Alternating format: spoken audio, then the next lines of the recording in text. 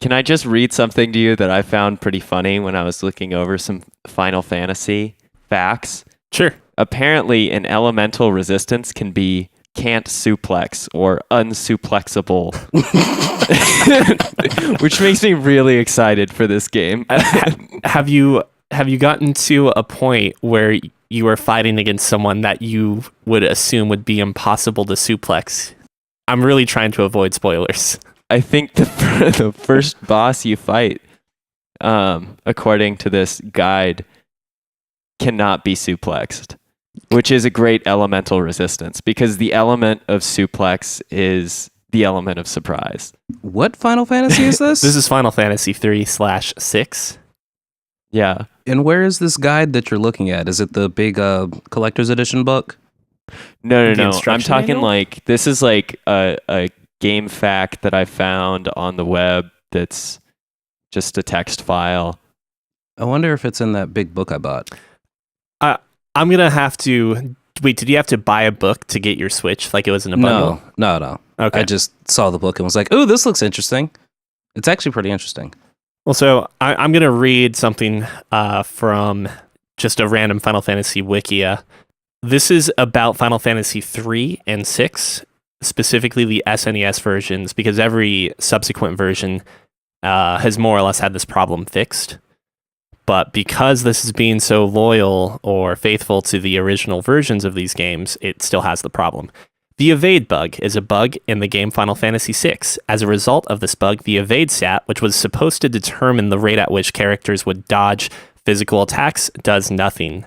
Also, as a result of this bug, magic evasion, a stat which was supposed to determine the rate at which a character would dodge magic attacks, determines the rate at which a character dodges both physical and magical attacks. That's wonderfully broken, isn't it? I'll have to keep that in mind when I plug in my SNES Classic.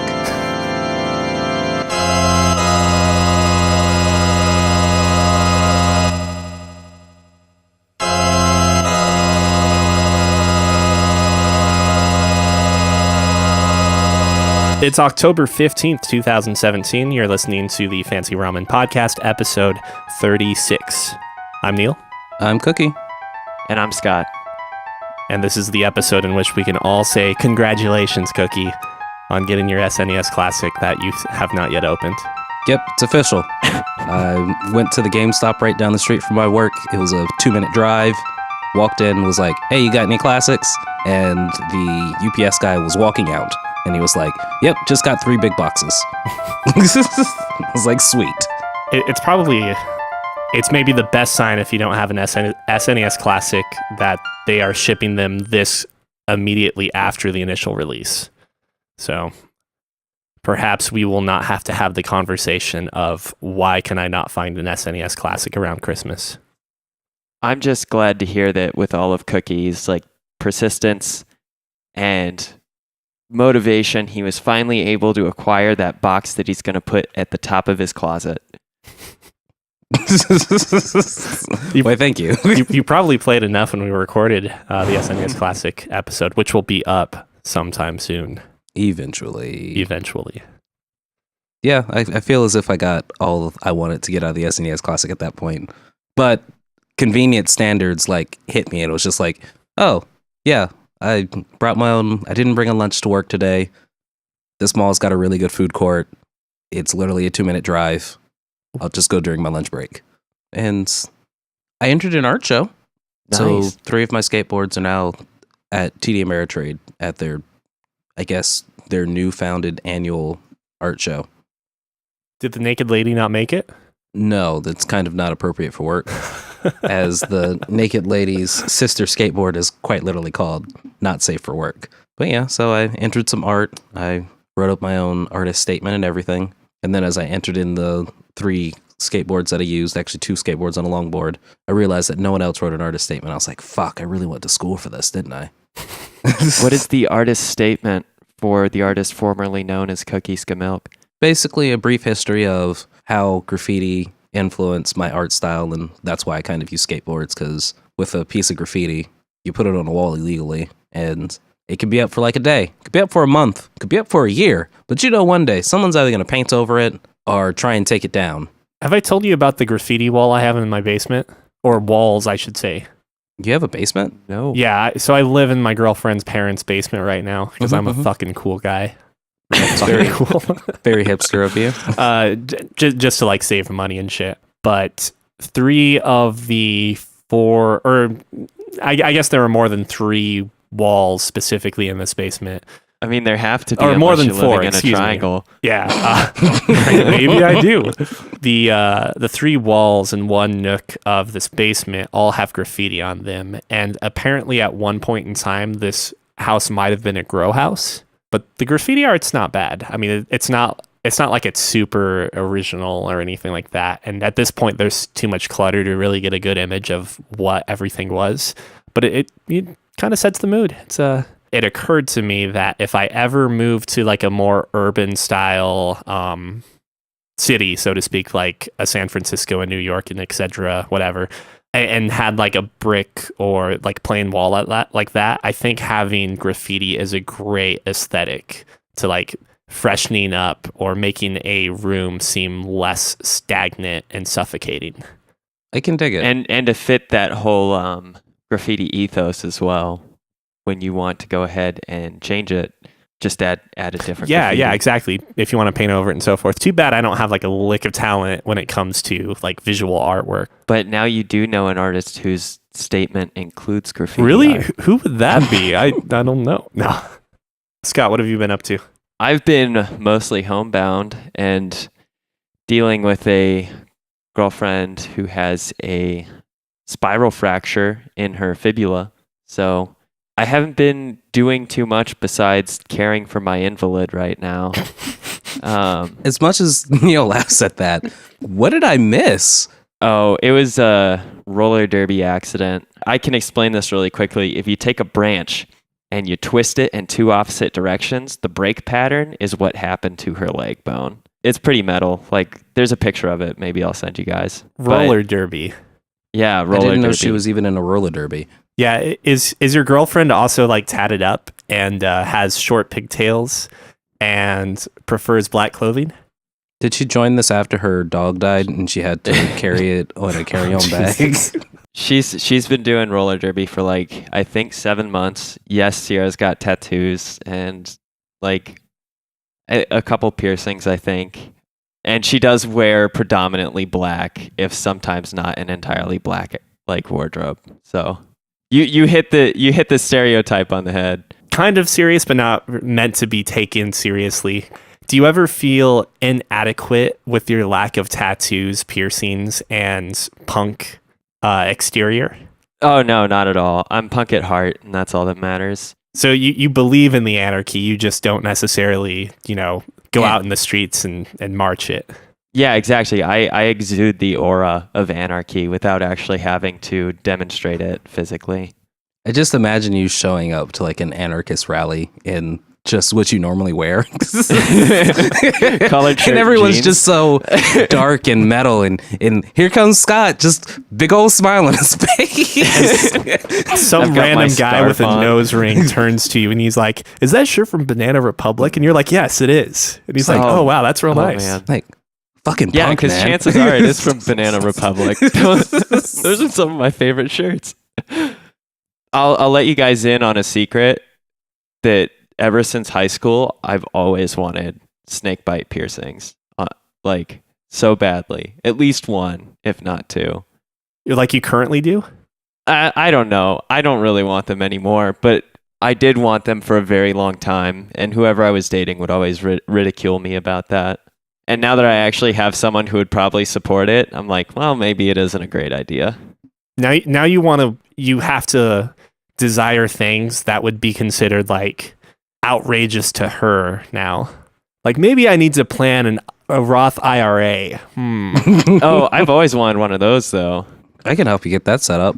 Yeah, That's Those- quite literally part of my like- job. that's really valuable. Let's not joke about that. If you have the opportunity to set up a Roth IRA, you probably should. And while you're at it, set up a traditional IRA at the same time. You still can only contribute so much to either or both, but the tax benefits, once you get into a certain tax bracket, once you're making so much money, the tax benefits are phenomenal. and you just stop paying taxes because conversions. Where other podcasts would have to say, we are not experts. We can actually say, this is quite literally Cookie's have job. the license for this. I support this. My dad, who is pretty financially savvy from working at a bank for so long, also is a resource that's given me this information. But even better, Cookie's got the skill set. He's got the professional requirements. This is legit information. If you'd like to know more about how you can diversify your accounts and investments, please email us at fancyramen@podcast.com. I thought it was podcast at fancyramen.com. Yeah, Sure, whatever it is. Yeah, I didn't get Your it first wrong this time. consultation is free, and afterward, we'll go ahead and set up a custom rate with you. This is how we. That's how we is roll the this podcast. one. Yeah, this is how we fund our eventual growth as a company. Aside from considering financial decisions and also a girlfriend with a broken leg, what else have you been up to this week? No, man, that's it. Like, it's been really busy trying to keep the house nice and tidy, and then also provide for a girlfriend who can't move. So anything that she's done with just gets thrown on the floor or beside her, or just generates crumbs because she can't move. Speaking of being an invalid that cannot move, Cookie, I hear you've been playing Metal Gear Solid 5, Phantom Pain. I mean, Metal Gear Solid 5, the Phantom Limb Syndrome. And also the Phantom Can't Get Up Syndrome. God, he could not get up.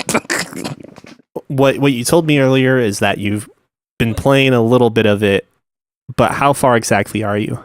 I met Ocelot. I realized that I wasn't hallucinating, and Ocelot also saw the thing, and he was like, kill that some bitch. And then he was like, I'm Ocelot.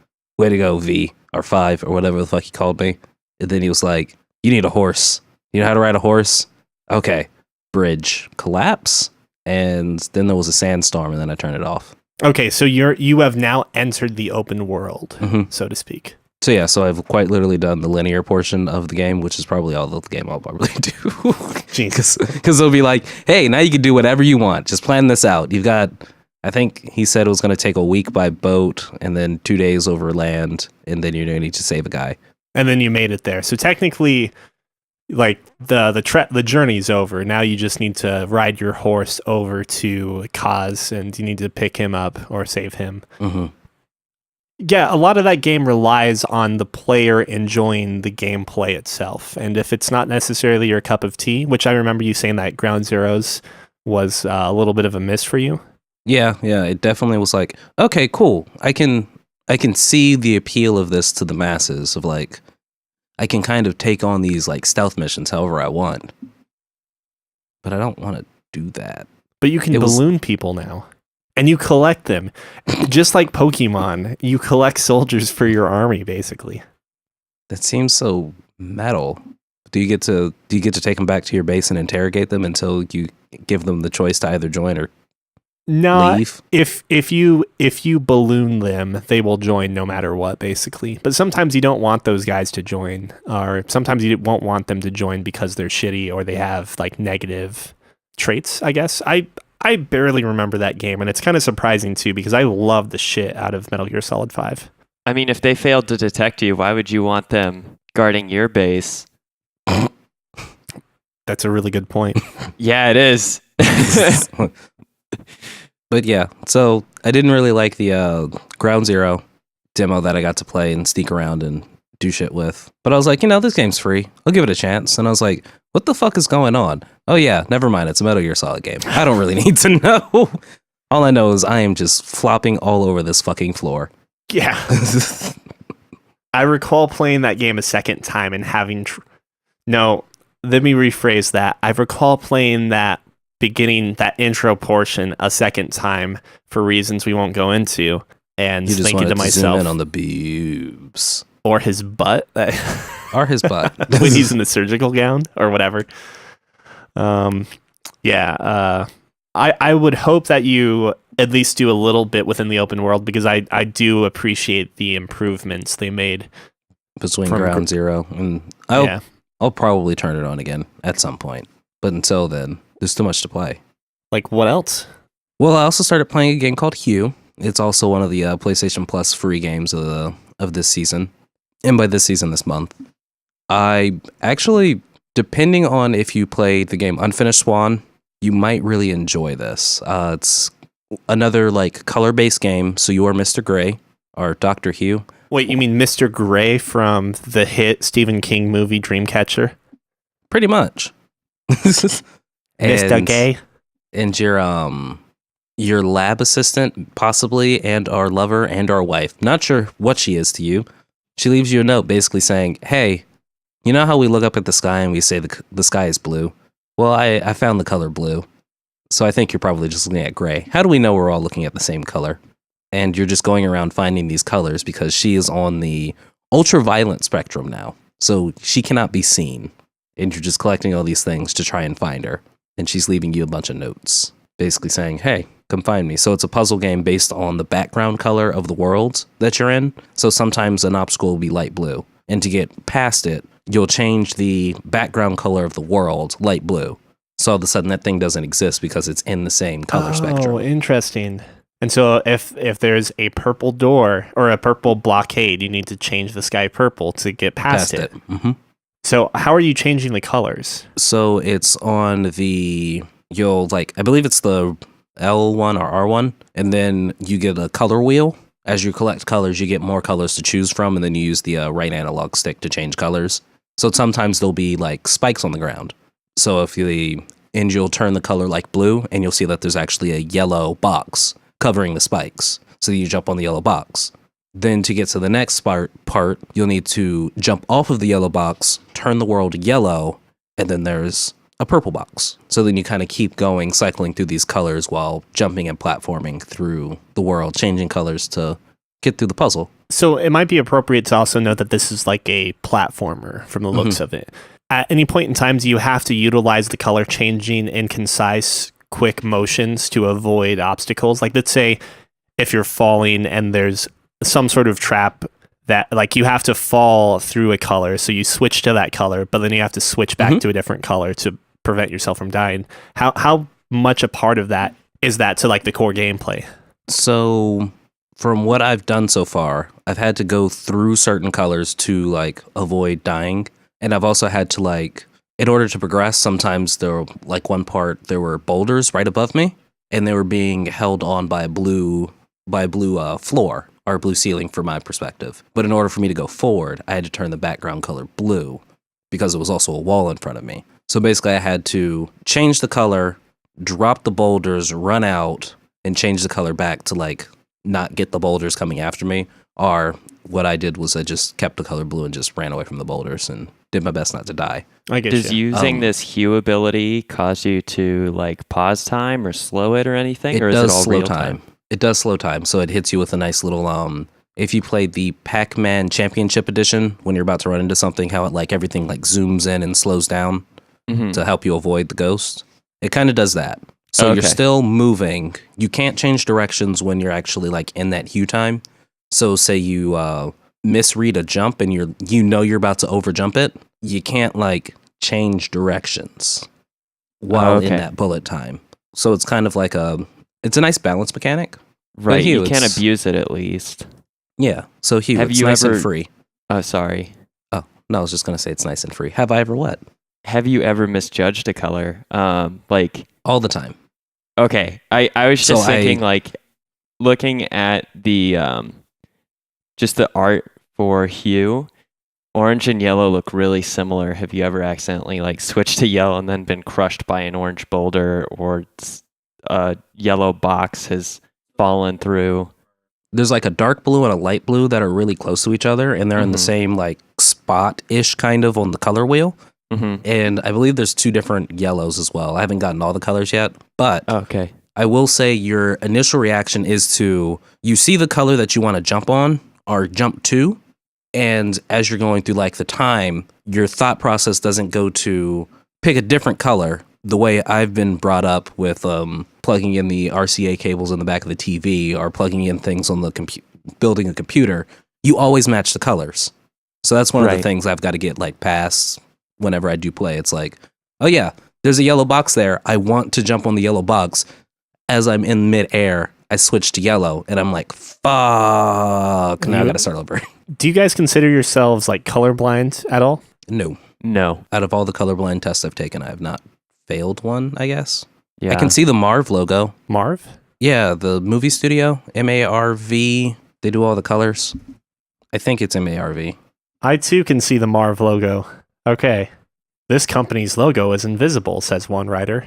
I ask that because I consider myself to be relatively colorblind within certain grays and their relation, I think, to either green or red. I can't recall. But I look at the color wheel in some of these screenshots and I don't have any issue distinguishing the difference to them. So I was just curious as to whether this will hurt some forms of color blindness. Yeah. I don't remember actually going through all the options, but I think there might be a like colorblind mode to kind of help differentiate. But I don't think I know some game I played recently actually had a colorblind mode, and it was like, are you this colorblind? Are you this colorblind? It had like 5 different colorblind options. And that seems ideal because colorblindness in general tends to be very like specific to a set range of the color spectrum. Yeah, it looks interesting. It's free on PlayStation Plus right now. But yeah, it's definitely like right up my alley because I really loved the game Unfinished Swan.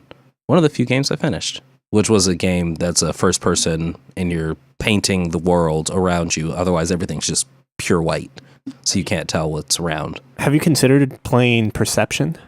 I don't know what that game is. It's a game where you're a blind woman and you have to walk around and like everything is visualized for us as vibrations or sound reflecting off of surfaces.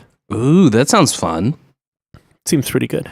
Ooh, I wonder if it goes into like soft surfaces reflect differently. Oh yeah, that'd be awesome. I like games like that. Anyways, I also see that you've been playing Gran Turismo Sport.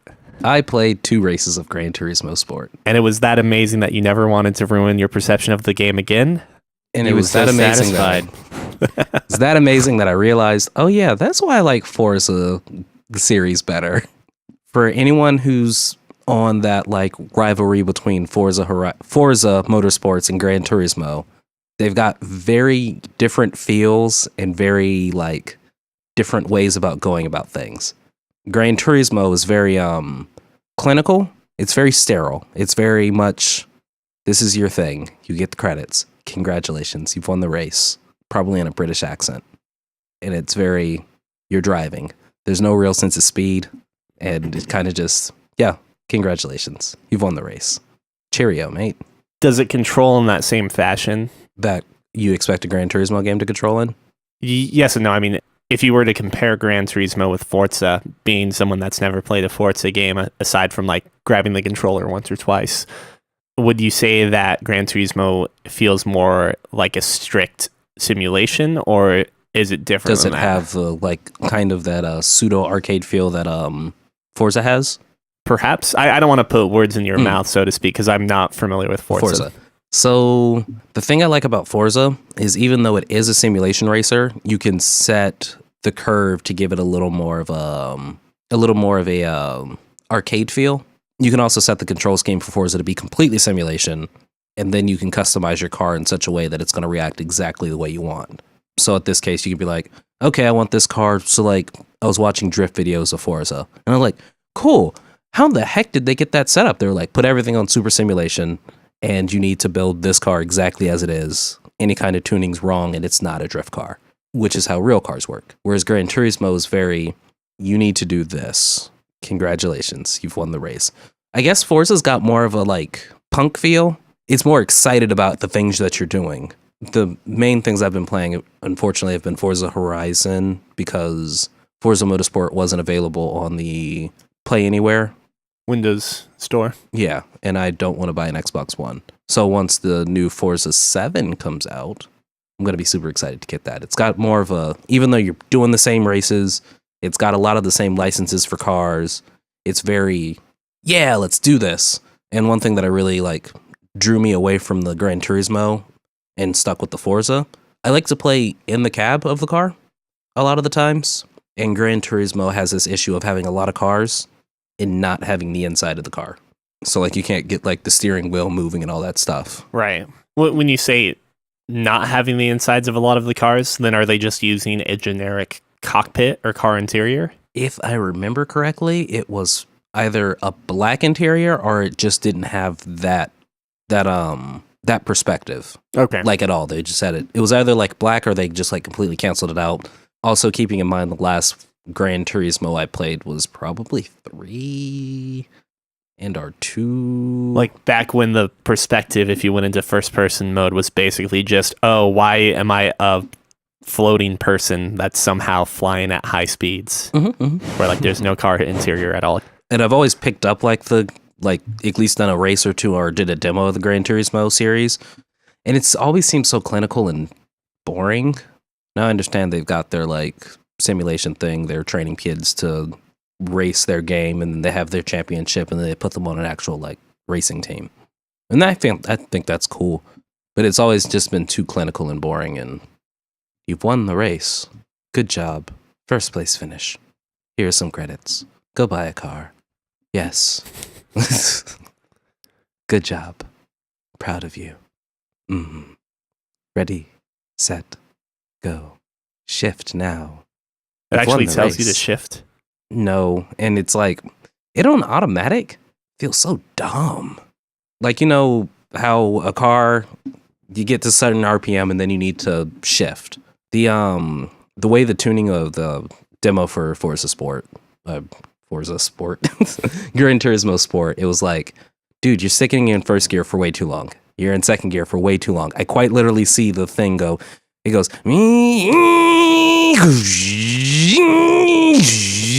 Is it trying to like incentivize the player to switch from auto to manual? Maybe. All I know is just like, no, dude, I can't play like this. But I also play with the controller. I actually have like a button dedicated to clutch. So I'll put in my own clutch, switch, take off the clutch, hit the gas. Right. I like racing. Gotta go fast. Do you like racing as much as you like Destiny 2? If racing means playing more Gran Turismo, then no. I like Destiny 2 a lot more. So I've been playing a lot of that. The Iron Banner has come out a few weeks ago, actually. And I've kind of been doing a lot of that soloing. There's been a lot of complaints about the Iron Banner. Everything seems kind of really balanced. So when you get into the Iron Banner, you expect it's got to be like a hardcore sweat fest. And it is, depending on your team that you get. I find as if there's no like real even matches. I'm either on that team that's just steamrolling everything, or I'm on the team that's not doing much of anything. You mean the steamrolled? Yes, the steamrolled. And a lot of complaints are coming from people who are like, oh yeah, I remember like the old school Iron Banner, like I was super overpowered and OP and super leveled. I'd just be able to run and gun and kill everything.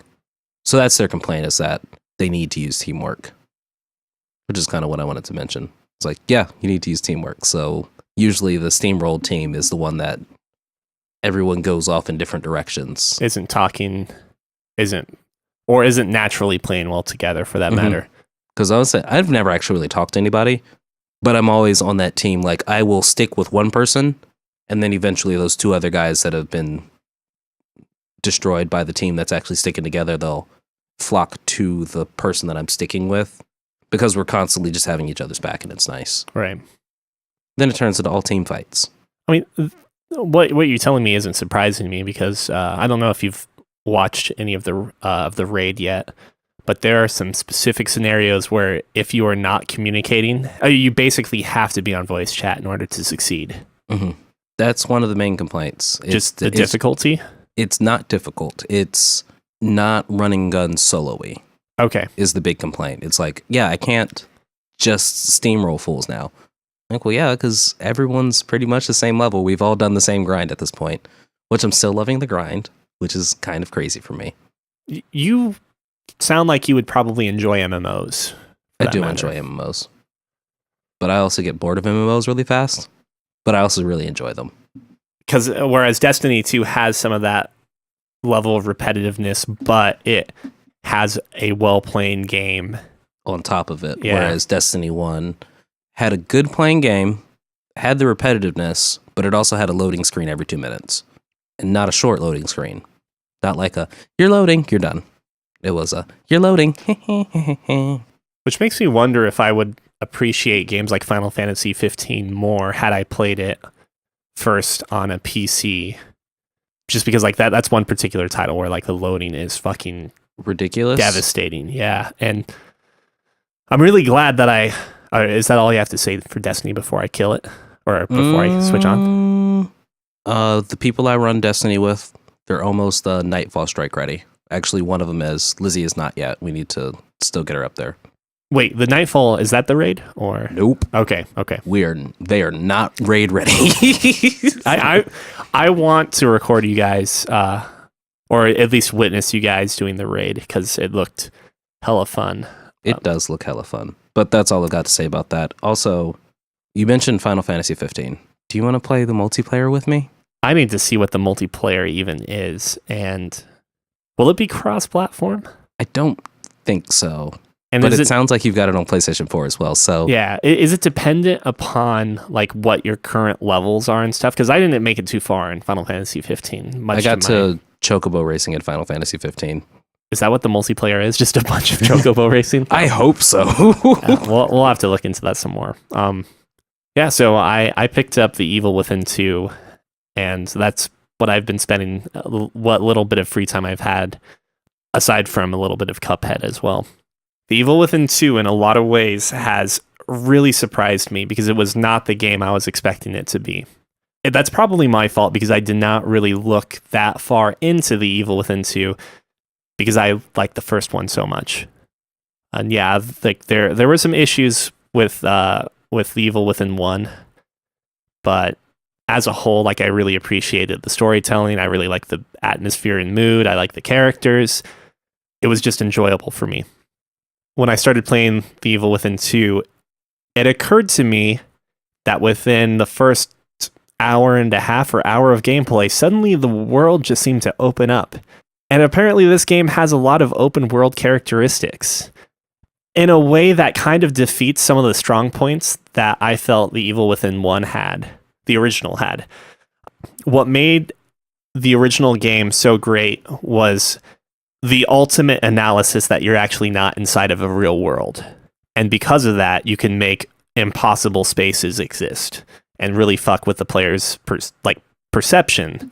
Going from more like interesting cinematic events where, let's say you get pushed off of a cliff or into like a hole, and suddenly your X and Y axis, XYZ axis, your sense of direction flips. And suddenly when you were falling, you were now sliding sideways onto a floor. Periods of time where like you would open a door, walk in, and it's not so much like the PT thing where suddenly, oh, I'm at the start of the hallway again, but more like I went through this door and now if I go back through the original door, that room is completely different, or like the layout of the building has changed in a very fluid way in a way that felt really natural. So it's an MC Escher painting? Yeah, in a way, yes, it could be. But when you have an open world environment, which the sequel has, your opportunities to do that to the player become more framed. Like, oh, I'm on the streets in the city. I know I'm not going to enter some weird dream state or anything like that because this part of the game is adhering to this constant state, this permanent open world state, so to speak. But at the same time, the gameplay is significantly better. The controls are really solid. It feels like it doesn't necessarily feel as tight as Metal Gear Solid 5, but hot damn, like it plays amazingly. It plays well.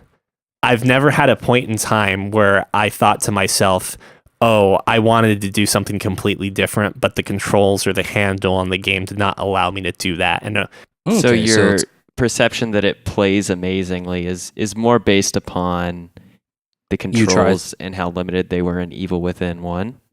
To some extent. And that's why it feels so good, is like improvement from that previous iteration, as well as just it being a newer game with maybe some other control revamps. Yeah, and it's not necessarily even that like the game feels great for its time either. It's just it feels good now, whereas the first game maybe felt a little dated for its release time, which is 2013 or 14, if I'm not mistaken. Gotcha. Or does it feel good in such a way that you've tried something that you were like, this probably might work? Because in some games, you're like, okay, I think I know the answer to this, and you try it and you're like, fuck, I guess that's not the answer because the game told me no. Yeah, when So it you works, haven't it run feels into that. great. And when it doesn't, it's a little disappointing. So have you just not run into that yet? I guess I haven't run into that difficulty before. When a game's controls get into your way, it's like, oh, but I can't turn corners sharply enough. Or, oh, I'm like the collision area for this enemy is too big, so I'm getting fucked. But like I haven't encountered that at all. And like the lack of those types of problems, I think are really a sign that like a game's been well designed or well created. And that game is just very forgiving. Because you spend a lot of time playing the Bloodborns and the Dark Souls. Oh, yes. So you're used to like a game not being forgiving, but it's got tight enough things that it's like, okay, I know this is skill that I'm lacking, not... But that's actually a great point because Bloodborne and Dark Souls are also very tight games in that like, yeah, they're not forgiving, but at the same time, if an enemy does a like 45-degree angle slice of their giant sword or axe, like if you're in front of them, you'll get hit. But if you happen to roll where the swing starts at their shoulder, you won't get hit. So it feels incredibly fair. Yeah, what I'm trying to say is that The Evil Within feels pretty tight so far for me. Where my principal issues are with this game, though, are that like this game feels more gamey and less cinematic like the original did. And very quickly to say, too, Castellanos, the main character's voice actor, changed. I'm not sure if that's because of part of the whole video game voice actor strike or whatever the case was.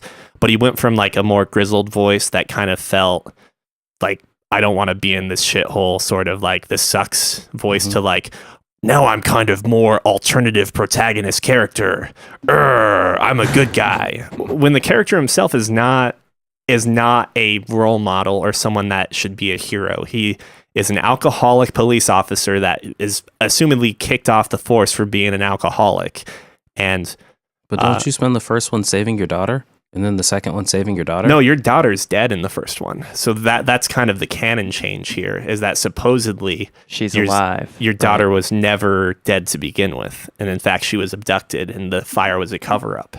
But unfortunately, you're still an alcoholic. So, yeah, you continue to drink. And it's only revealed after the opening of this game and after 3 years of drinking post the original that you find out about this and are convinced to go back into the STEM world. The gamey part I'm talking about, though, is that there are certain dialogue portions where like you have characters within this open world setting that you need to go and talk to on occasion. And when you do, if it's not like a planned dialogue scene or like a cut scene, it ends up becoming something like Fallout 4. Well, this is all the limitation of storytelling in an open world in which you can't be put on the rails or on a track to like the next story objective, right? So you have to create a narrative that works with an open space in which you might encounter someone or something and interact with these objectives across a multitude of different potential timelines. And maybe that's where I just don't necessarily think I'm enjoying the game as much because it's now this open world, like somewhat non-linear story. Granted, it seems like there are probably like important points that you have to do before you can go on to the next chapter.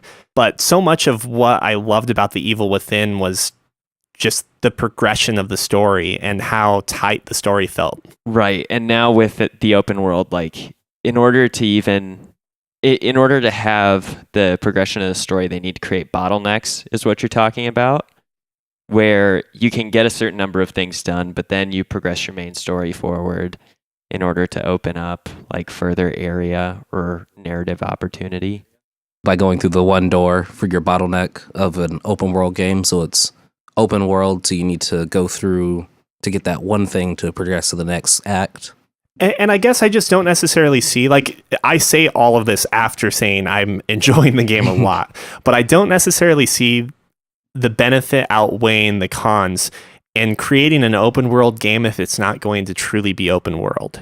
Or if that's not like its primary focus. I don't want to take anything away from GTA 5 or any of the classic open world, like pure open world titles, because like that's what the game is. That's what Breath of the Wild is. But did this game really need to be open world? The improved quality of life aspects of this game, I think alone would have been more than enough to just make a really awesome feeling, I guess with lack of a better term, like but Resident Evil clone, with elements of like the actiony parts not being as played as much.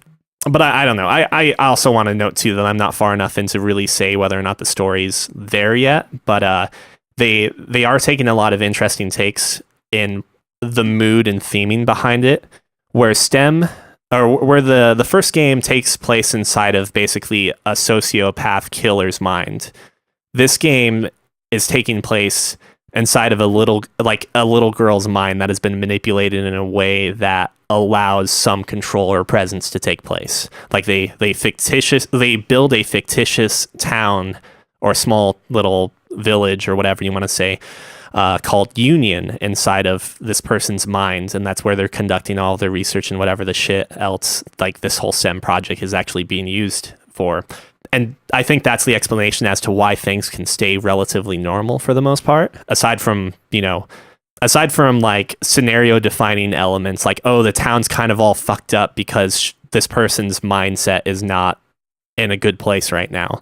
But they also have introduced like this serial killer of some sort who is responsible for a lot of like the the marketing images that you may see for The Evil Within 2, where it's like people's heads being shot and like the blood splatter like seemingly floating in time or paused in time.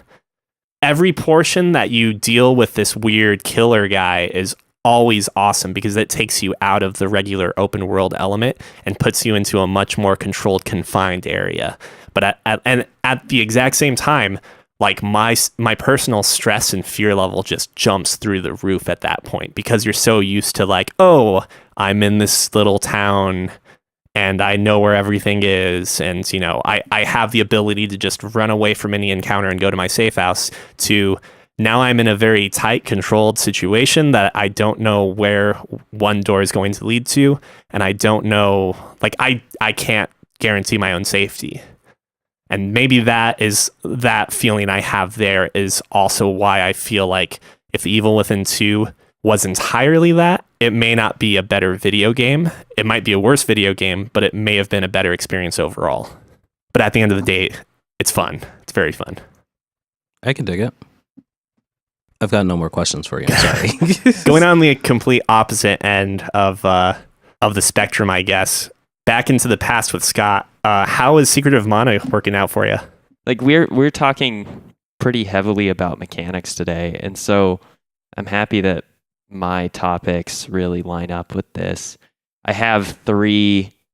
Like I'm gonna go through this relatively quickly on each of my 3 topics because they're all mechanistically related, more or less.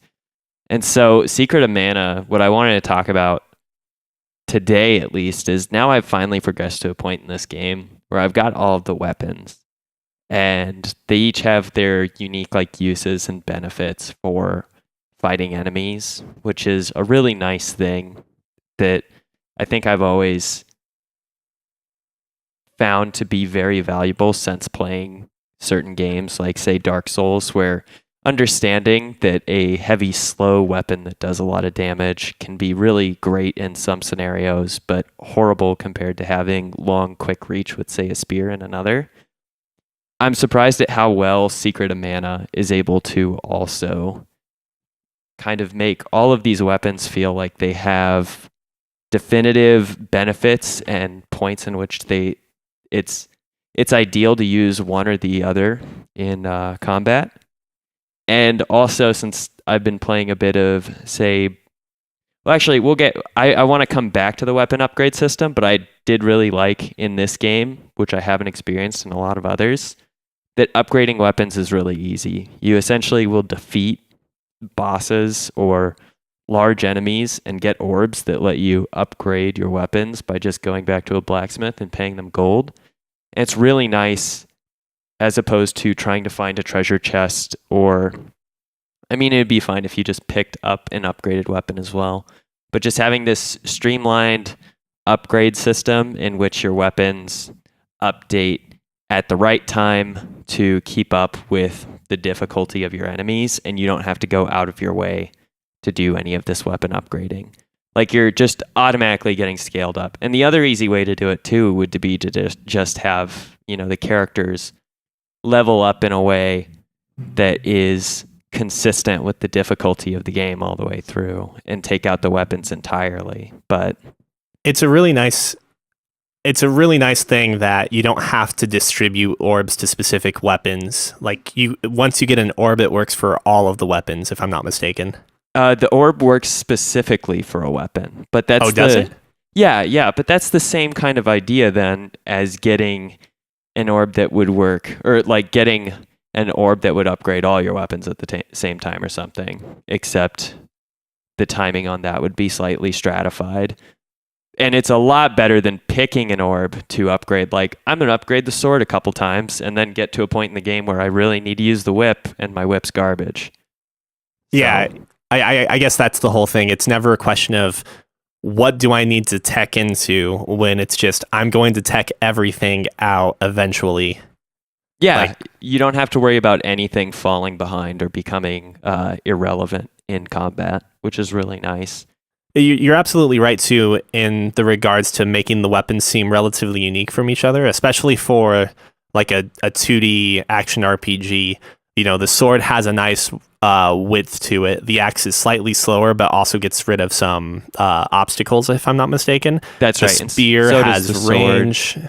They all have their little niche that they work in, which is great. And when you also have 3 people playing, there can be enough variety between what 3 weapons that each character and / AI is using that even greater diversifies your kit and allows you to do multiple things at once. I remember going through a forest area in which I equipped 2 of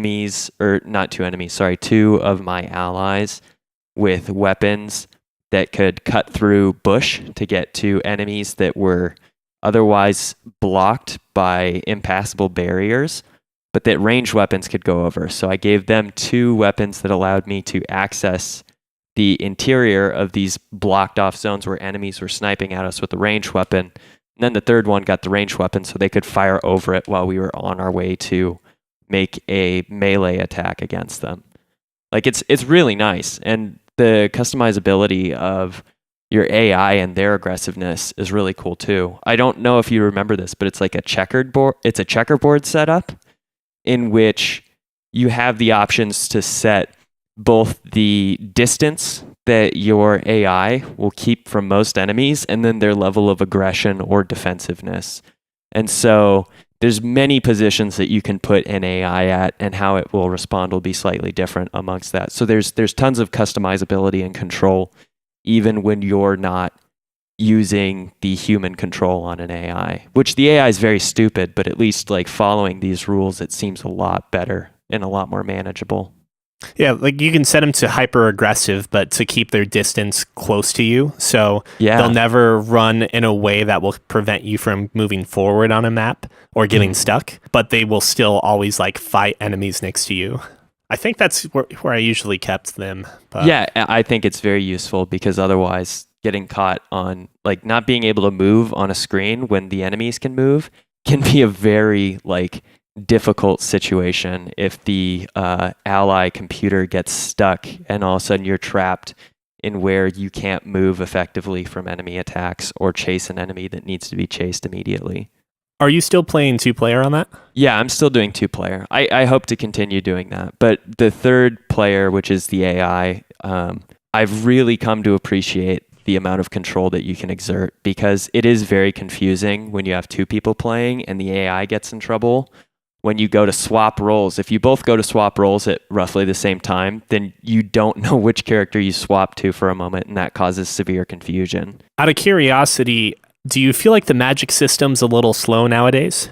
Yeah, I guess so. But this actually gives me a great ability to kind of transfer or transition the conversation into Final Fantasy, where I feel like the magic is much slower in that game as compared to Secret of Mana. You can pause the game in Secret of Mana and use the Hand of Fate, as they call it, which is just the like selection cursor to select an enemy and then cast a spell, which takes a little while, but that's honestly fine for me because since you can move freely, you can take evasive maneuvers on enemies and you can, generate enough space that casting is never actually an issue or putting you in harm's way as far as I've encountered.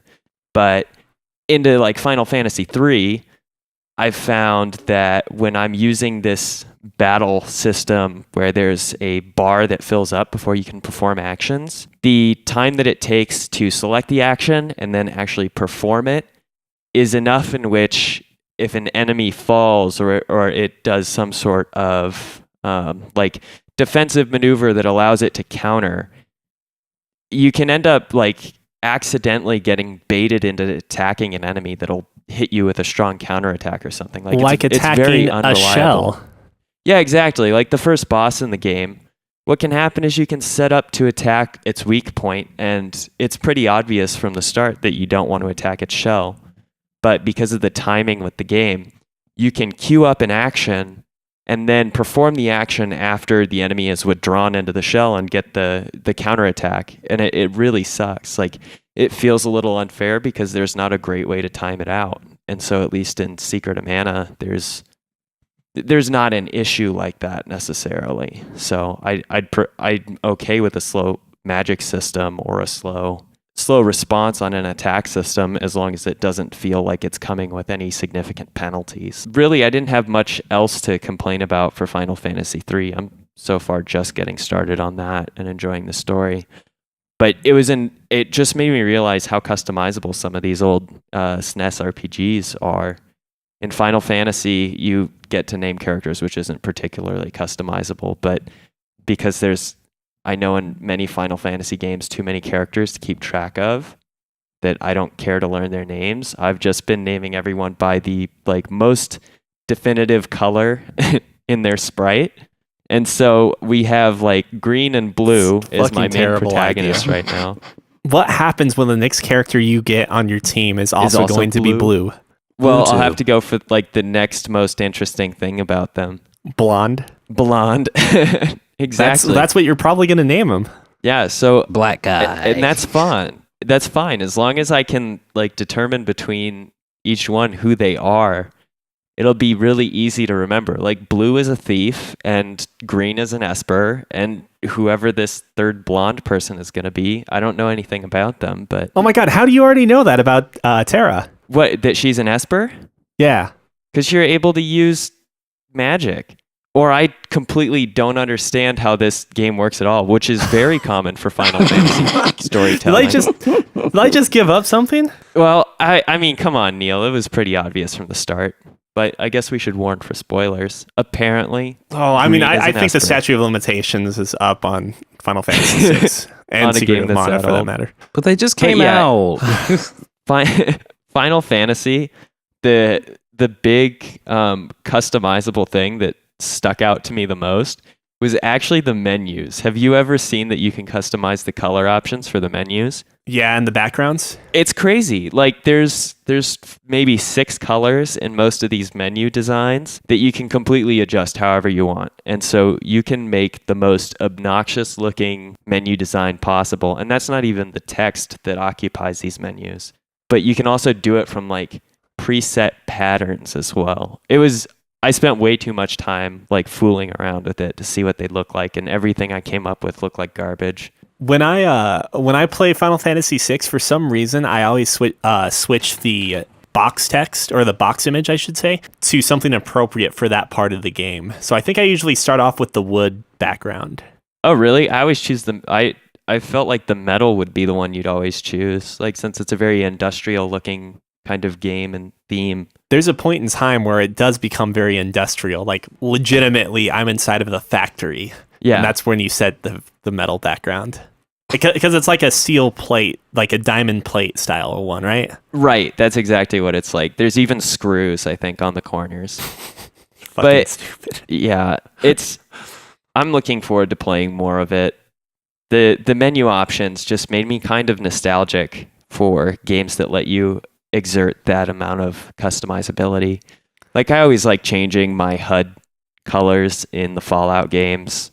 I think actually amber is what I kept for New Vegas, but for like Fallout 4, I turned it to like a bright kind of turquoise or cyan color, and I liked that better. The biggest thing I wanted to talk about for topic today is that you're talking about the Evil Within 2, maybe lacking some of the storytelling elements that you really enjoyed from the first game, but the mechanics being good and the gameplay being solid enough that you're still having fun and enjoying it.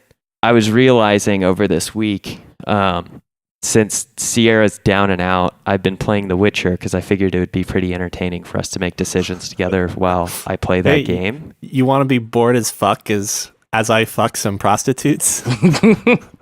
Can you? I mean, I haven't done that in that game. I'm more like looking for places to get a haircut, which is fun. Can you get a haircut in that game? You can get a haircut. Yeah, you can customize your hair a couple different ways. You can shave your beard sometimes. You can go to a drunken guy who's supposed to be a barber, but after you pay him the cheaper rate than the other barbers, he may or may not actually cut your hair how you ask. This sounds great. Yeah, exactly. I didn't realize that was a part of it. The Witcher 3, The Wild Hunt, or The Witcher 3 Wild Hunt, is a really awesome game, I think, as far as like storytelling and interesting characters and cool little side quests and other information in the game. Like it's super heavy with lore. It's super heavy with, having a very compelling cast of characters and storyline. And yet, because Geralt controls like a boat in every way, except when he's swimming, then he controls even worse than a boat. It's very frustrating to actually play that game. Like, I feel like it takes a lot of patience and the combat is tedious and unpleasant. And yet I'm playing it despite all of that, despite its horrible like gameplay issues in my mind, because I'm really interested and compelled by the story and want to finish the game. But all I can think about when I play it is that I've also been playing Breath of the Wild all the time on the Switch. And if they were able to condense some of the just like really needlessly archaic controls on The Witcher and sort of mimic what Breath of the Wild has for controls, I would be playing so much more Witcher than Breath of the Wild. Like, the mechanics in Breath of the Wild are really what make that game shine. Certainly not the story. It's certainly not the like small, tiny side quests that happen in that game that have no impact on the story or really your environment. And none of the characters are particularly memorable in that game. But you know what? It plays so well. You're absolutely right. Like, it would piss off so many different fans of the Witcher series. But had they just made The Witcher a simplified action RPG, and I say that with all the love in the world, but like something on the same level or line as Breath of the Wild, it would have been a much better game to most people. I probably would have played more than 7 minutes of it. Exactly. Yeah. The menu system sucks. All of the different things you can do in the game are great too. Like, Gwent is really fun to play with other characters, and all of the side quests in that game are really good. Like, there never is a side quest that I complete that I think, I wish I wouldn't have done that. While Breath of the Wild, I don't feel like I want to do any side quests besides just getting them done or out of the way. It's one of those things that is a simplification of the game could have really benefited it. If it had better controls and simplified like menu and mechanical systems, I would have played the game to completion ages ago when I bought it. Have you already tried the alternate version or the alternate movement control for Geralt? Yes, they're still not that great. Like, they're still not very good. And I think I have my game currently set to the alternative controls where he doesn't have to like build up speed and to turn directions or whatever. It's the more immediate response of the two, and I believe that's the alternate controls, while I guess the primary control system that came with the game when it released vanilla before any patches or updates, Geralt would actually have to like turn around a little bit, and you'd have to like guide him to do that, which was horrible. It was horrible. I really did not enjoy trying to control him in that way. The control scheme is kind of like your stick actually controls his center of weight, and you were just guiding. Yeah, and so it sounds like a good idea too. It sounds like a very realistic feeling of movement, but unfortunately it just feels really bad in like the digital space, especially when you're in like a confined area like a home or, you know, the city streets. It just feels really bad. And the horse controls are really rough. I would give so much to have Breath of the Wild responsiveness and simplified combat mechanics, so I could enjoy this game, and I could progress through it faster because I don't suck at trying to make my character do the basic things that I want to. And both of them could get an update on like weapon durability. I hate weapon durability. It's just a nuisance to me. We need to go to the Secret of Mana upgrade system on weapons where like you just get to a point and then you're provided with the weapons that do better.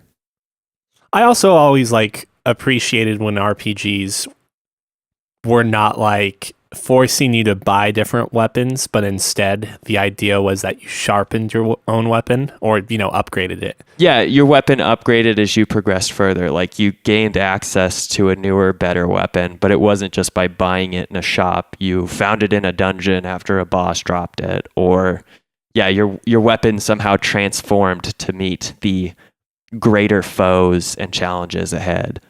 I much prefer that to picking up a slightly more powerful sword and comparing it to the old one. Is there anything else I need to consider in this switch? I don't know. Yeah. I like the idea of just buying my sword from the store. Cookie's such a consumer. Oh my gosh. You also want to be transported to a different world with your cell phone. Yeah. You know, I bet he's got a pretty good life. I bet he doesn't even sew his own clothes. He's got a wife for that. Oh, yeah. I mean, He's as got long as 7. your wife's doing it. And with room to improve, too. I think he's going to have 9. That's But when the movie's anyway, coming. that's end rant for me. I'm feeling a little hungry though. I'm kind of interested in lifting the lid to see what's in this hot pot today. First topic on the list, Mike Laidlaw departs with BioWare. Who was Mike Laidlaw? He is the creative director of Dragon Age Inquisition, and also lending his writing talents to the Dragon Age series as a whole. Mass Effect 1, I believe specifically was more his than Hudson's, and also Jade Empire. Ooh. Yeah, right? I liked one of those games that you mentioned. Who is BioWare? Have they made anything evil recently? Bethesda? No, they haven't.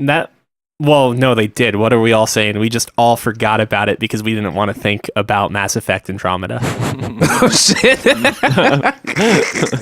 Cookie actually did forget about it. I did.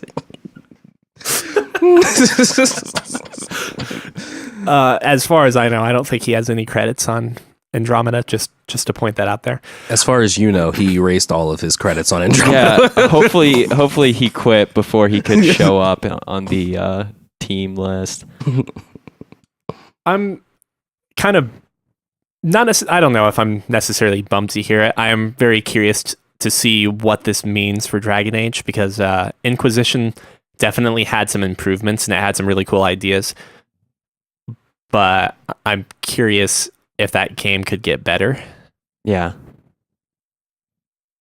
Especially as it seems like the trend for these types of RPGs, these Western RPGs that, you know, we could say started with more recently started with Fallout 3 and Dragon Age Origins.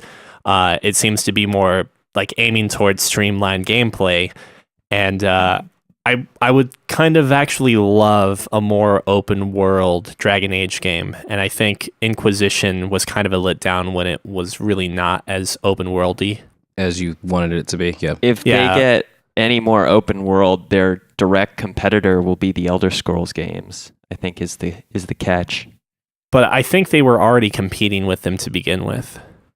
And that might be true. I don't see them as being much of a comparison. And you all know my feelings when it comes to like Elder Scroll and Bethesda developed games, which is pretty low for the most part. By the way, I want to note that The Evil Within 2 is made by Tango or something. It's specifically Shinji Mikami's studio, not Bethesda. They publish it. Right, they're the publisher. Remember, Bethesda publishes good games. Yeah, great games. They just can't develop any at this point. But like on the same sort of weird comparison or bandwagon we were just on with Breath of the Wild being The Witcher 3, or like combining those games together would make for like a fucking amazing experience. I similarly feel that way with Dragon Age. Like, yeah, the companions are a big part of the game, but I also don't necessarily have the hardest time imagining a companion system in a similar way that Secret of Mana has it, where it's just like your companion should just be a guy or girl beside you kicking ass and hopefully not getting caught in the geometry of the world, and there to offer banter, which that's always been a good thing Dragon Age has had for it.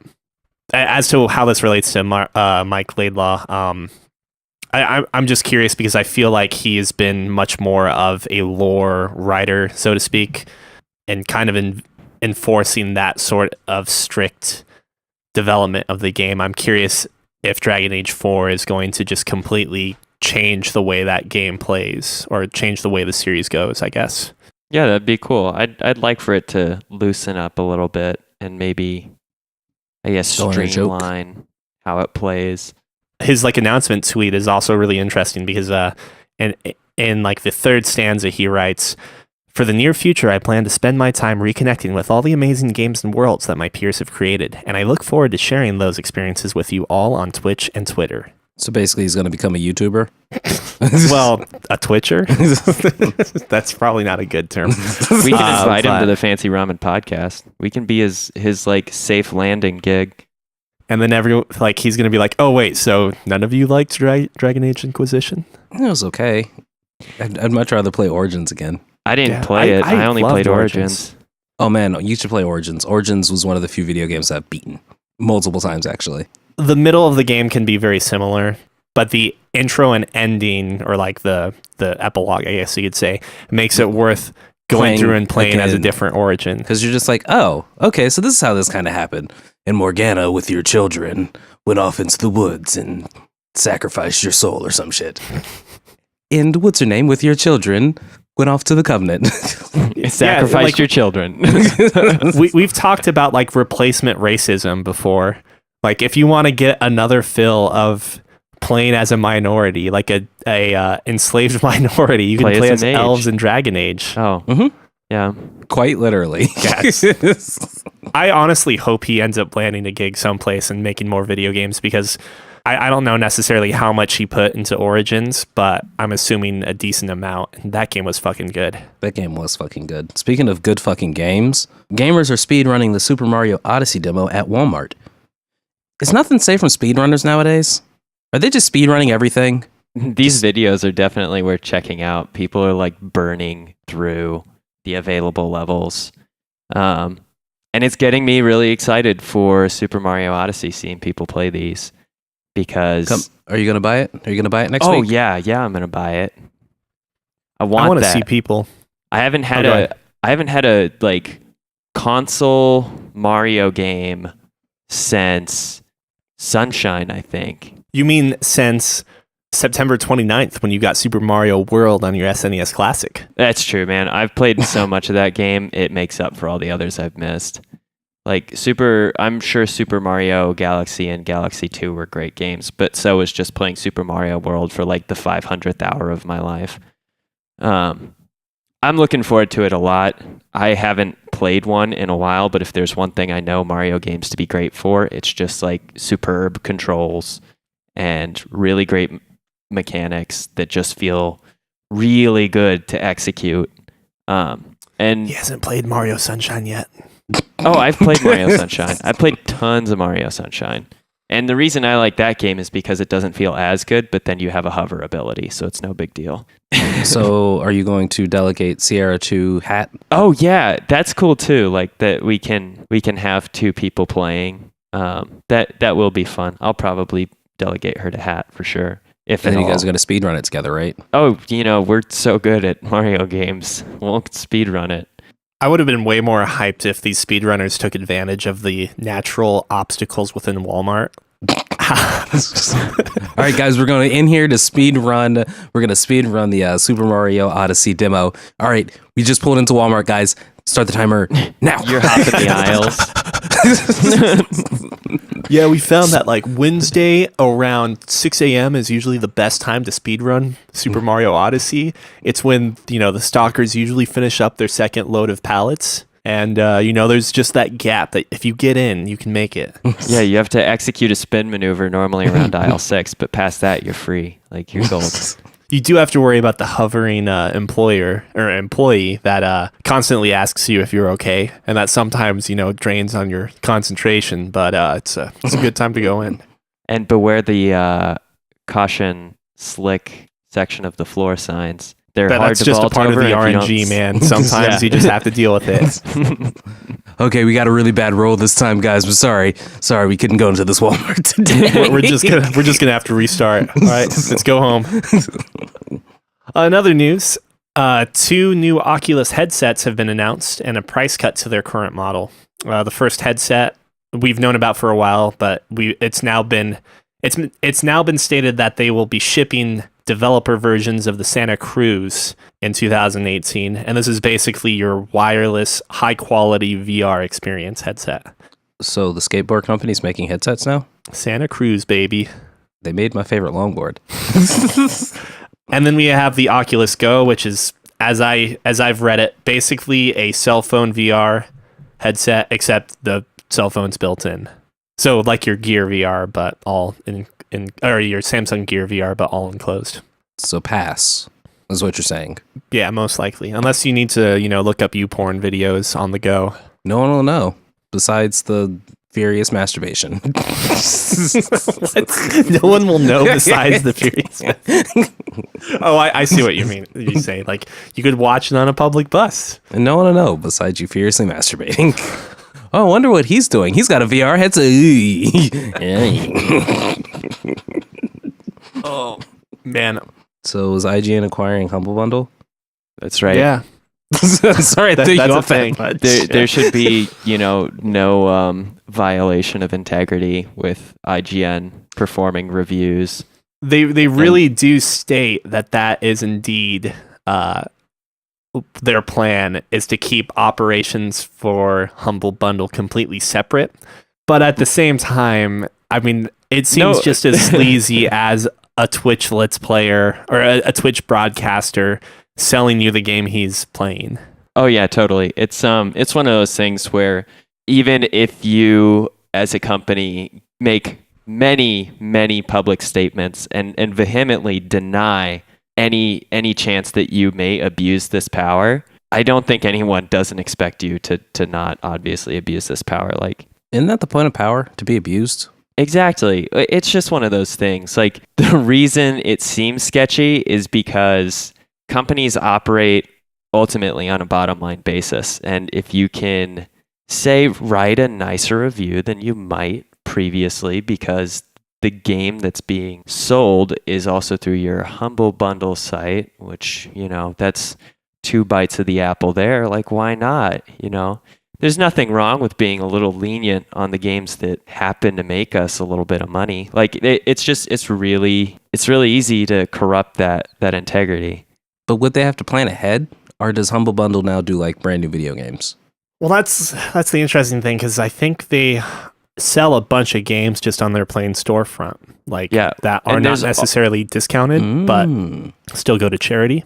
There's also a exploit for having a little bit of a revisionist history where you may make edits or updates to previous decisions. Let's say Spelunky, which is getting sold on Humble Bundle, got an 8 out of 10. Well, really, is the guy who reviewed that game, and as my boss has informed me, really Spelunky's more like an 8.5, maybe even a 9. I need to go back and alter that. Let's be real. review. Spelunky is like a 10 out of 10. 10 out of 10. Yeah, exactly. game's fucking It was great. wrong the first time. 8. What was I thinking? So I don't know. It's obviously something to raise an eyebrow at and be a little more skeptical when it comes to IGN's reviews and how they pertain to maybe something being sold for the Humble Bundle. But if you're not already treating IGN's reviews with skepticism, then what Obviously, are you doing? You are listening to the Fancy Ramen podcast. I think every site or publication has some weird spotted past, like GameSpot does, IGN does, Rooster Teeth. Polygon. I just have never read that much Polygon before. Who has? Just me. Fair enough. So if you guys have comments, questions, or corrections, you can always go to www.ign.com and then contact us, and you can complain about their acquisition of Humble Bundle. Otherwise, you can also tell us about it at podcast@fancyramen.com.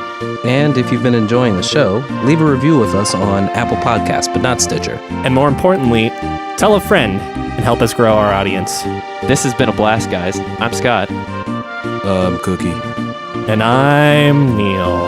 And this is Fancy Ramen Podcast, episode 36. Have a good day, everybody. The music used in this episode of the Fancy Ramen Podcast comes from Final Fantasy VI, from the track Omen, composed by Nobuo Uematsu, and originally released in 1994.